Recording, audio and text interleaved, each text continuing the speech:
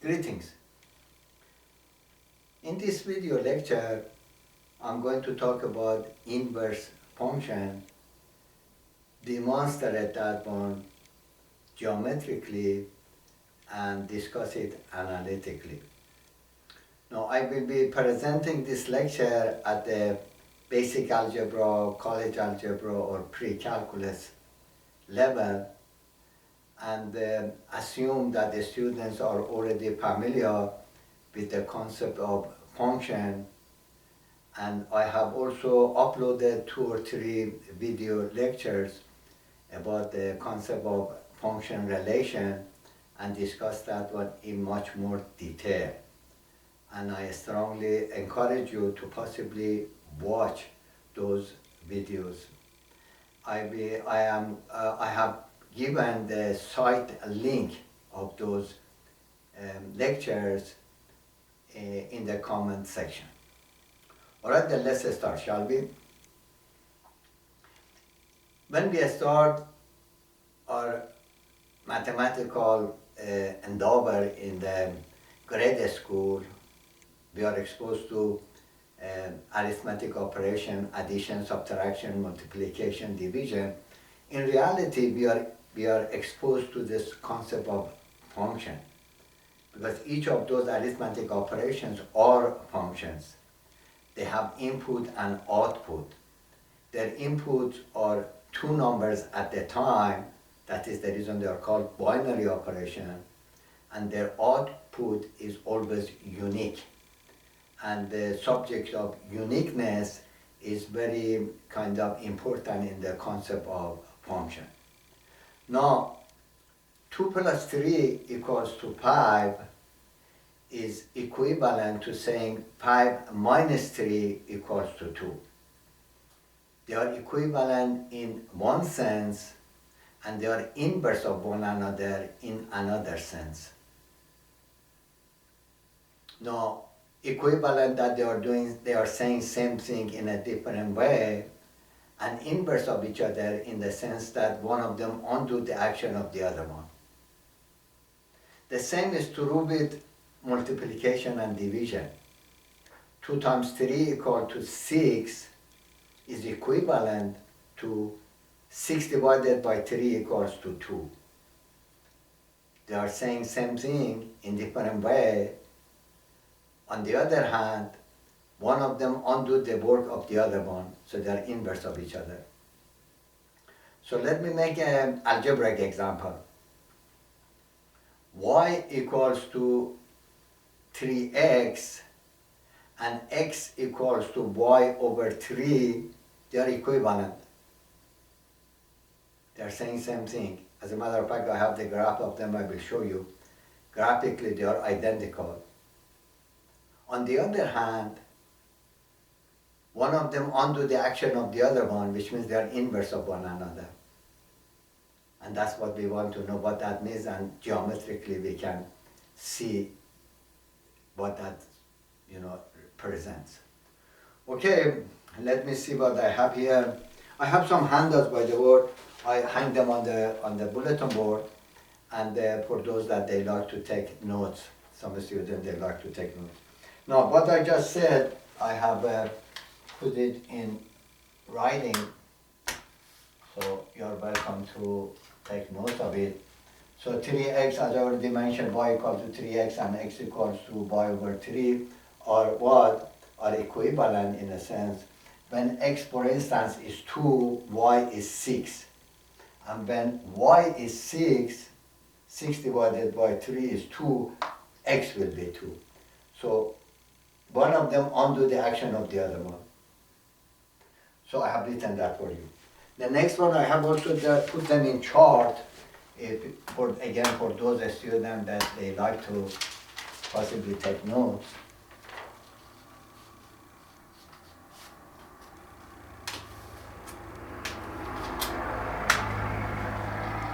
As I mentioned, 2 distinct points determines a unique line.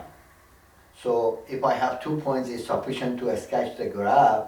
I'm not going to go through the sketching the graph because I'm assuming a student are already familiar with that at this stage. I shall see, for example, here when x is 2, with respect to this rule of correspondence, x and y will be 6. Now when I write x in terms of y, then when y is 6, 6 divided by 3 equals to 2, so that he gives back what the 2 was. So 6 divided by 3 is 2. Now, the difference is that here, as far as geometry is concerned, analytical geometry, I am giving the values of x, I am selecting those values of x is independent variable, from the horizontal number line, And when I do that, the corresponding y is determined. And in this rule of correspondence between x and y, that is equivalent to this, I am giving the values for y from the vertical number line. Now let's see what they mean graphically so that it become more kind of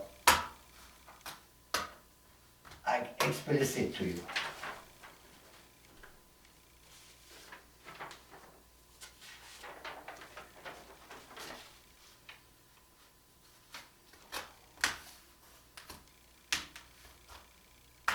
Now here, as I already mentioned, two distinct points determines the line, so I have already sketched the graph of the line, the slope is 3, I'm not going to go through that.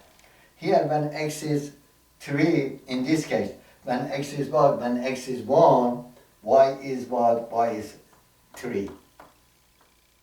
When x is 2, 3 times 2 is 6, y will be 6.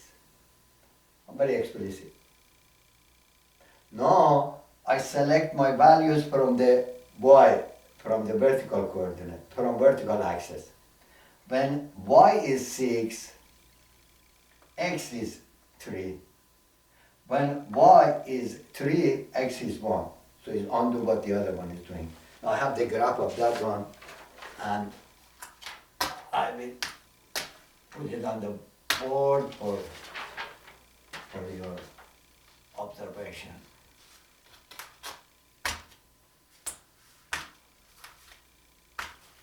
Now here, as I said, I have written x in terms of y. The rule of correspondence between x and y remains the same. Now here, I'm giving the value for y and determine the value of x. When y is 6, x is what? 6 divided by 3 is 2. And when y is 3, 3 divided by 3 is 1. As a matter of fact, this concept, which is very primitive, is used for a delta epsilon definition of limit.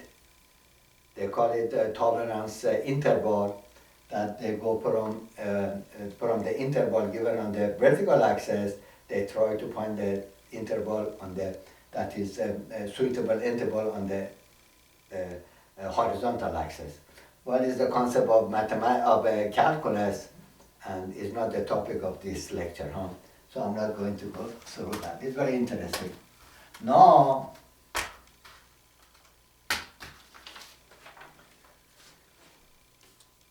so what I just said, I have put it in writing for those of you, again, some students, they like to take notes.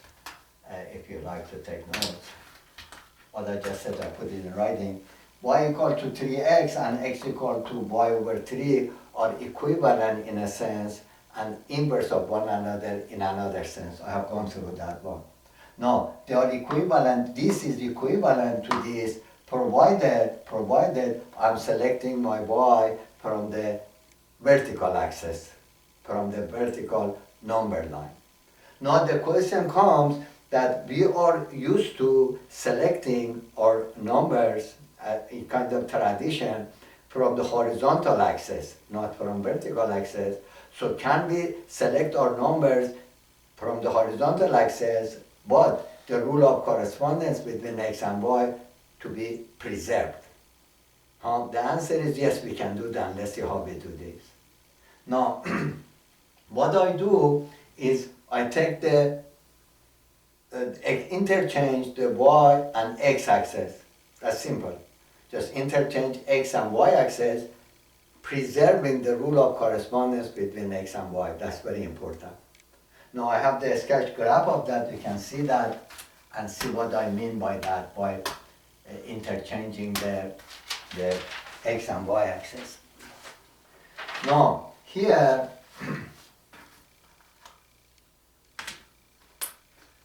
in order to change the vertical and horizontal axis, I can rotate this picture, this figure, this illustration, 90 degree clockwise or counterclockwise, doesn't make any difference with respect to the origin.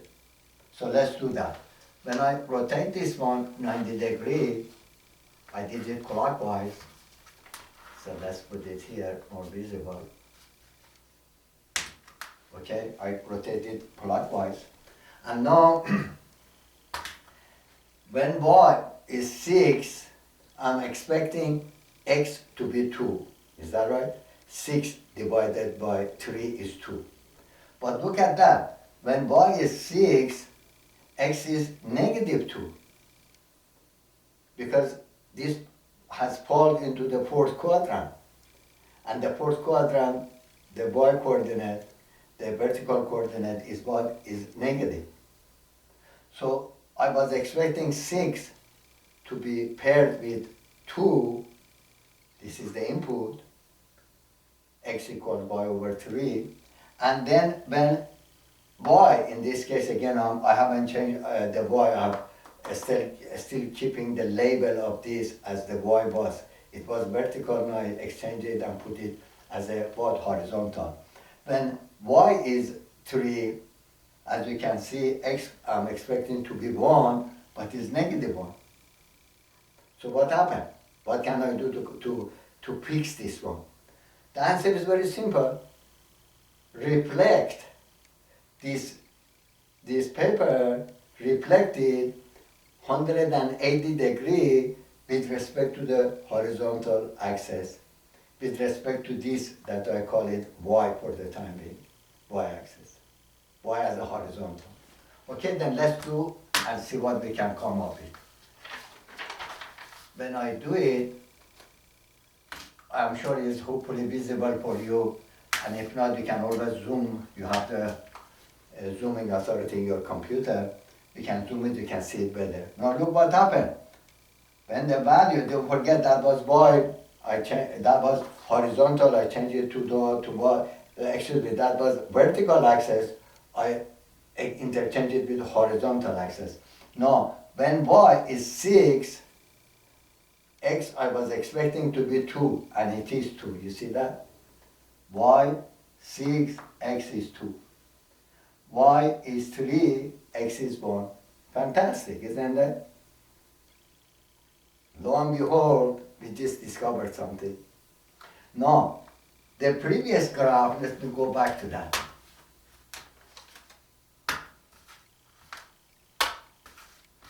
Sounds like firecrackers in 4th of July, huh? Now, this graph, y equals to 3x, and this graph, x is written in terms, y is written in terms of x is written in terms of y, you can say. These two graphs are identical, you can see that, huh? They're identical, they're exactly the same.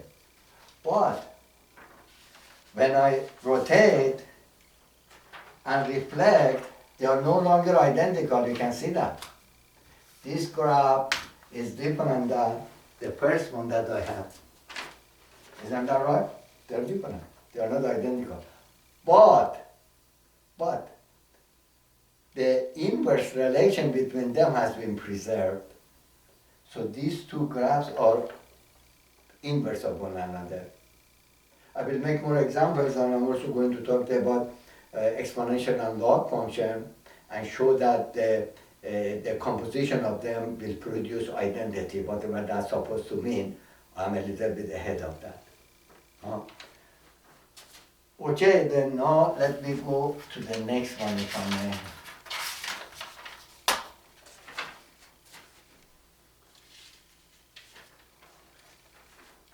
Again, this what I'm putting right now on the bulletin board is what I have already mentioned. Traditionally, we select the value of the independent variable from horizontal axis. So we rotate that one geometrically and interchange the vertical and horizontal axis. I'm repeating. Repetition is very important for the beginner students so that they fully comprehend the idea. Okay. Now let me go to the next. Now here again, I have already mentioned, but I go over that. In order to determine the inverse of a function, simply change the what? The x to y. That's exactly what it look like. Isn't that right? Let me see where it was. Here it is. What did I do? I did some algebraic manipulation here to what? To change, divide both sides by 3. So I created equivalent what? Equivalent equation, and this came out of it. And it looks like, look at that, looks like I have written instead of x, y, and instead of y, x, then I solve it for y to be what? To be a function of x. That's exactly what I have done. So I change y into x into y, and then change it, write it y in terms of x, y in terms of x. Okay? No, this is exactly what I was taught in my undergraduate, and that is not correct in a sense. It's not correct because you can give counterexample, number one. Number two, is not general. It does work for most of the algebraic expression, equation, but it does not work for all kinds of mathematical expressions. Now I can give you a counterexample to show that is not the case. Because I repeat myself again, I was taught that just change x to y and then solve it for y. What you get is the inverse of that. That is true if it is you are dealing with algebraic expression, that you can do algebraic manipulation. What about if you couldn't do it? Now I have a counterexample for you to show. Now here,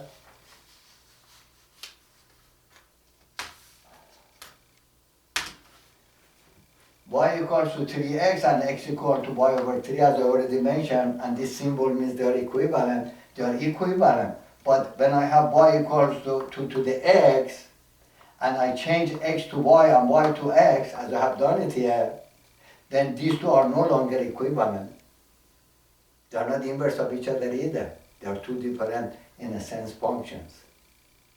So what went wrong? Look at that. When x is 0, y is 1. Same is true here.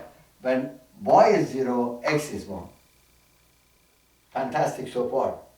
But one example is not sufficient. Now look what happened. When x is 2, y is 4. When y is 4, x is 16. Hey, I didn't get the same x back. When x is 3, y is 8. When y is 8, 8 is what? 16. Is that right? 64. To the when, what did I say? X is 8? X is what? No. Excuse me. Now let me see. I have a chart I can put for you. They're elementary. Just put few numbers for yourself. You can see the difference. When x is, for example, 4. Again, I repeat myself. Well, I have the chart for you, so that you can see it for yourself.